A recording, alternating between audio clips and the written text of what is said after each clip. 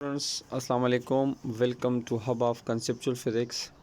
Dear students, आज के lecture में हम कवर करेंगे chapter number 12 second year current electricity के कंसेप्चुअल क्वेश्चंस। अगेन हम आधे क्वेश्चन इस लेक्चर में कवर करेंगे और आधे लेक्चर पर नेक्स्ट वीडियो में। तो जो स्टूडेंट्स मेरे चैनल पे नए हैं, kindly subscribe my channel and press the bell icon as well. तो चलो स्टार्ट करते हैं आज की लेक्चर। पहला क्वेश्चन है, a heavy duty battery of a truck maintains a current of 3 ampere for 24 hours. How much charge flow from the battery during this time. Question को समझे कि हमारे पास एक ट्रक है जिसकी बहुत बड़ी बैटरी है और वो बैटरी क्या करती है, वो 24 घंटों में 3 एम्पियर करंट्स को बरकरार रखती है या मेंटेन रखती है।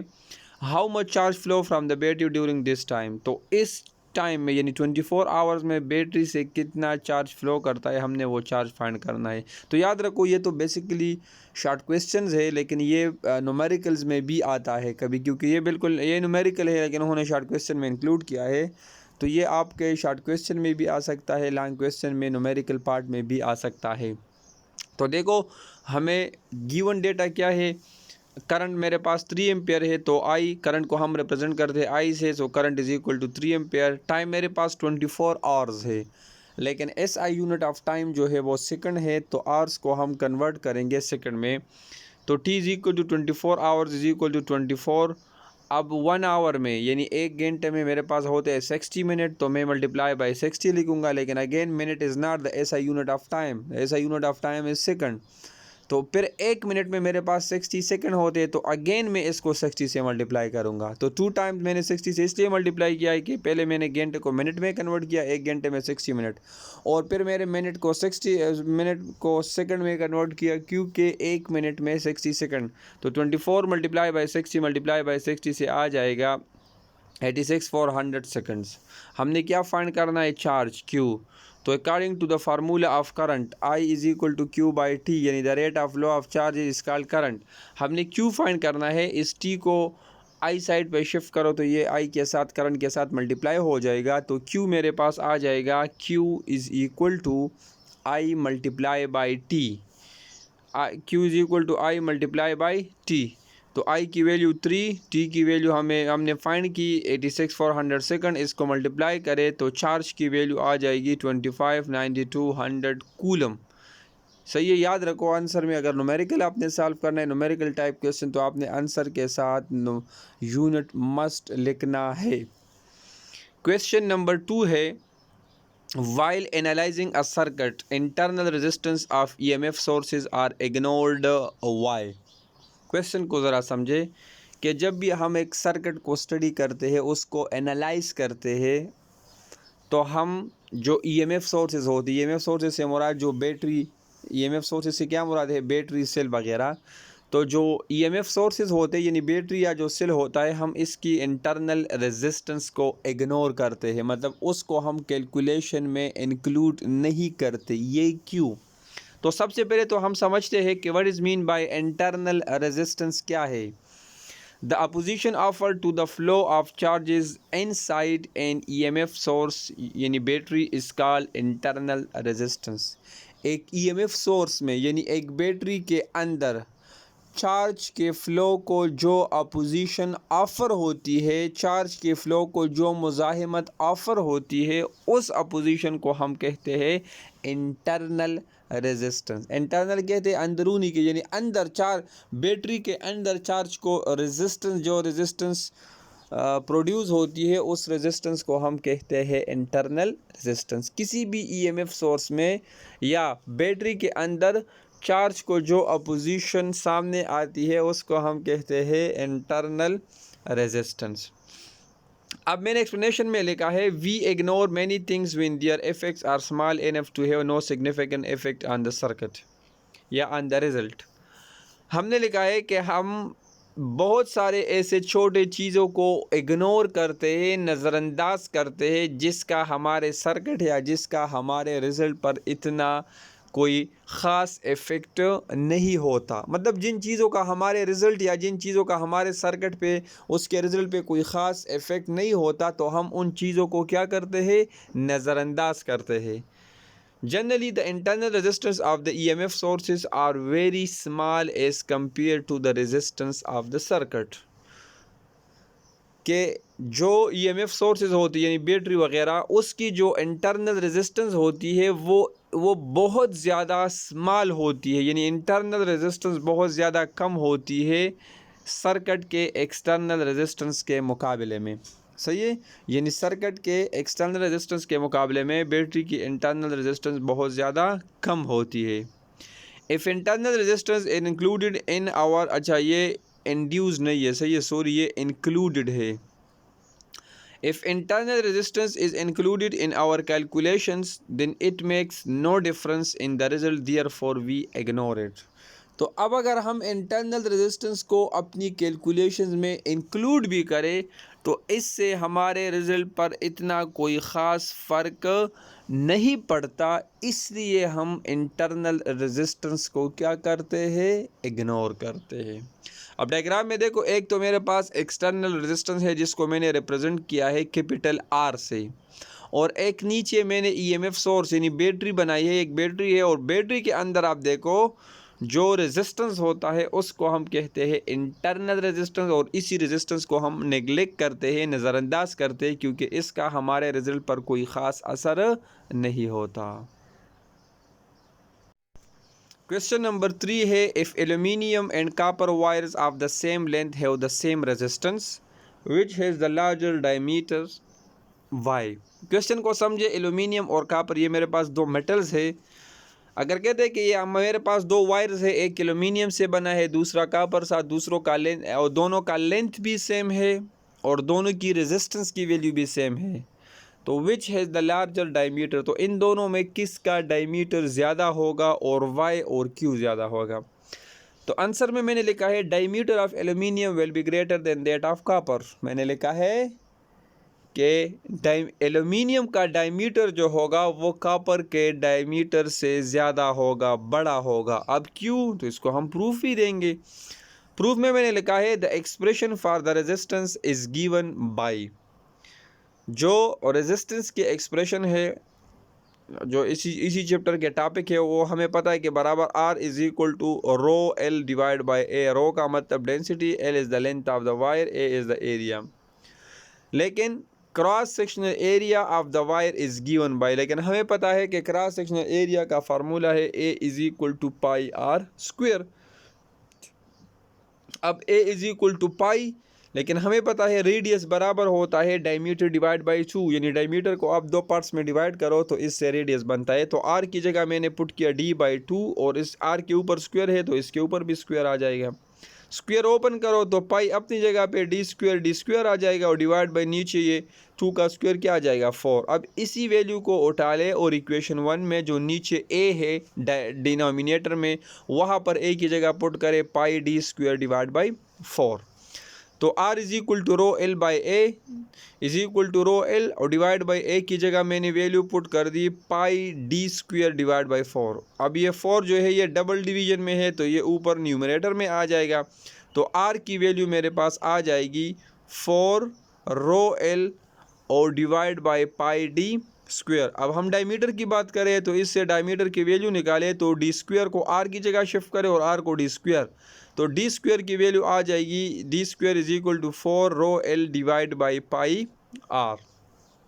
अब दोनों साइड पे स्क्वायर रूट ले ले तो डी, जब मैं डी स्क्वायर का स्क्वायर रूट ले तो स्क्वायर और स्क्वायर रूट कैंसिल हो जाएगा और 4 rho L divide by pi R पर स्क्वायर रूट रह जाएगा, तो डी की वैल्यू आ जाएगी D is equal to under root 4 rho L divide by pi R. अब इसमें देखो 4 कांस्टेंट है, सही है, पाई भी मेरे पास कांस्टेंट है, सही है, और हमें पता है क्वेश्चन में गिवन है कि लेंथ और रेजिस्टेंस ये दोनों क्या है, सेम है, यानी ये आपस में बराबर है, तो 4 और पाई कांस्टेंट ये भी ख़त्म हो जाएगी, रो आर और एल बराबर है, इसको भी ये आर और एल सेम है तो इसको भी ख़त्म कर दे, तो सिर्फ और सिर्फ ऊपर रह जाएगा रो मीन डेंसिटी। अब इसका मतलब diameter is directly proportion to the square root of density, तो मैंने लिखा है इक्वेशन स्टार से aluminium has high resistivity than copper, so from equation star diameter of aluminium, sorry rho यहाँ पर वो डेंसिटी नहीं है, वो तो मैं फर्स्ट ईयर किया, और रो यहाँ पर रेजिस्टिविटी है, क्या है रेजिस्टिविटी, ये नॉट डेंसिटी, सही है।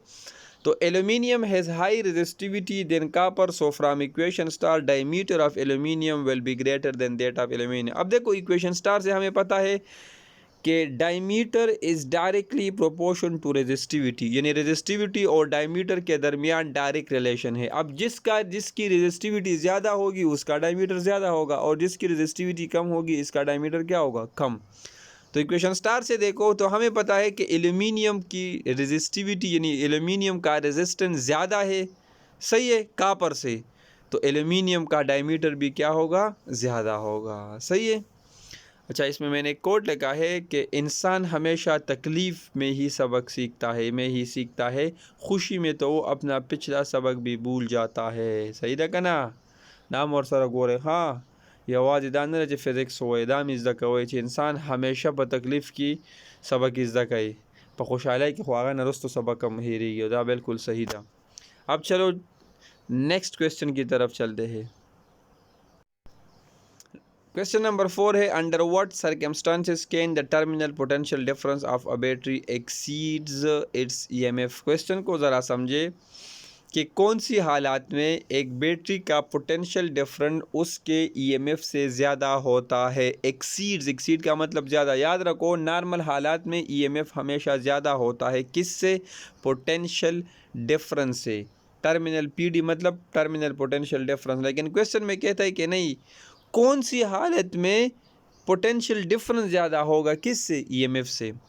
तो आंसर में मैंने लिखा है the terminal potential difference of a battery exceed it's EMF during charging of EMF source. बस ये 2 लाइंस में इसका आंसर बन गया कि जब भी हम किसी ईएमएफ सोर्स को चार्ज करेंगे, यानी ड्यूरिंग चार्जिंग मतलब अगर हम एक बैटरी को चार्ज करते हैं या एक सेल को, तो during charging of EMF source या during charging of a battery, उस दौरान में उस सोर्स का पोटेंशियल डिफरेंस ईएमएफ से क्या होगा, ज़्यादा होगा। क्या होगा, ज़्यादा। जब भी हम किसी ईएमएफ सोर्स यानी किसी बैटरी या सेल को चार्ज करेंगे तो उस केस में पोटेंशियल डिफरेंस जो होगा वो ईएमएफ से क्या होगा, ज़्यादा। अब प्रूफ करते हैं, हमें पता है कि बैटरी का जो ईएमएफ होता है ई, वो बेसिकली बराबर होता है टर्मिनल पोटेंशियल डिफरेंस यानी वीटी और plus potential difference loss in internal battery I और स्मॉल आर। अब इस तरह करें, वीटी को ई की ईएमएफ की जगह शिफ्ट करें और ईएमएफ को पोटेंशियल डिफरेंस, तो देखो वीटी बराबर आ गया ईएमएफ माइनस आई आर।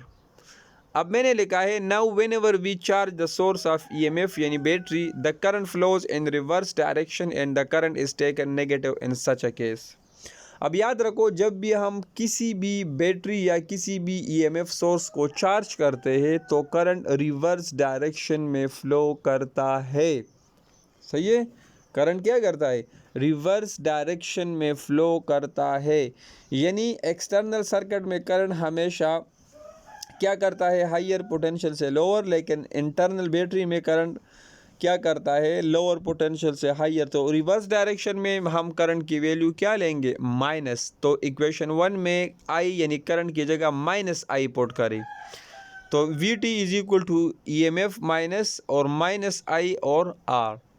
अब V T is equal to E minus multiply by minus plus, तो ये आ जाएगा potential difference is equal to E M F plus I are.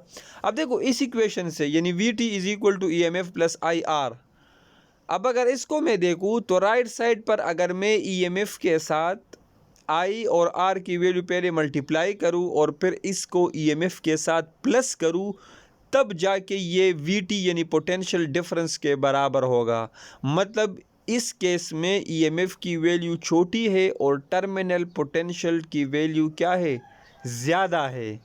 क्योंकि ईएमएफ के साथ में आई और आर की वैल्यू पहले उन दोनों को आपस में मल्टीप्लाई करूंगा, फिर उसको ईएमएफ के साथ ऐड करूंगा, फिर जाके ये पोटेंशियल डिफरेंस यानी वी के बराबर होगा। इसका मतलब वी की वैल्यू जो है वो ग्रेटर देन क्या है, ईएमएफ, यानी terminal potential difference is greater than EMF. तो कंक्लूजन आया, it is concluded that during charging of EMF source terminal potential difference exceed EMF. क्या जब भी हम पोटेंशियल किसी भी ईएमएफ सोर्स को चार्ज करते हैं तो उस केस में पोटेंशियल डिफरेंस ईएमएफ से क्या होगा, ज़्यादा होगा।